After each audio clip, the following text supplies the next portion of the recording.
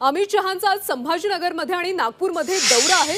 खरं तर मराठवाड्यामध्ये लोकसभेमध्ये भाजपला एकही जागा मिळाली नव्हती, त्यामुळे आता विधानसभेत असं घडू नये यासाठी अमित शहांच्या बैठकीचं आयोजन करण्यात आलेलं आहे।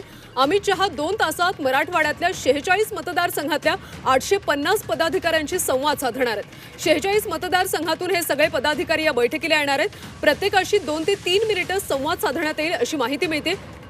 स्थानिक अडचणी काय आहेत, सोबतच जास्तीत जास्त जागा कशा निवडून आणाव्यात या सगळ्या संदर्भात चर्चा केली जाणार।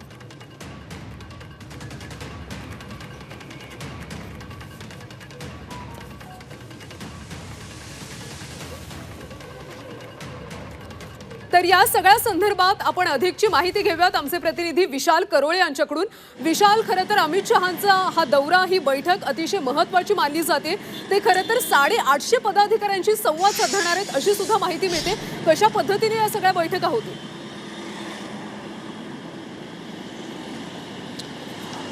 कल्याणी लोकसभेत दारुण पराभव झाला होता। मराठवाड्यात त्यांना सगळं गमवावं लागलं होतं। अगदी रावसाहेब दानवे आणि पंकजा मुंडेसारखे दिग्गज सुद्धा पराभूत झाले होते।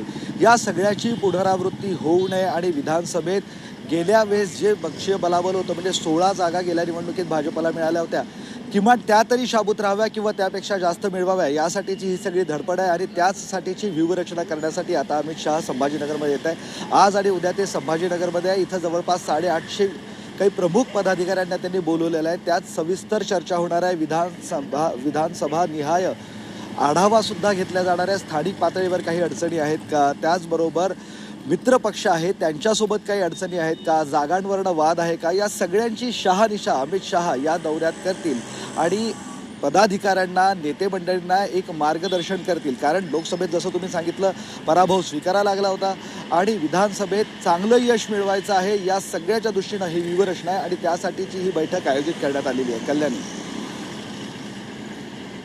त्यामुळे विशाल, आता मराठवाड्यासाठी भाजपची नेमकी काय रणनीती असेल हे पाहणं सुद्धा महत्त्वाचं आहे। धन्यवाद या सगळ्या सविस्तर माहितीसाठी।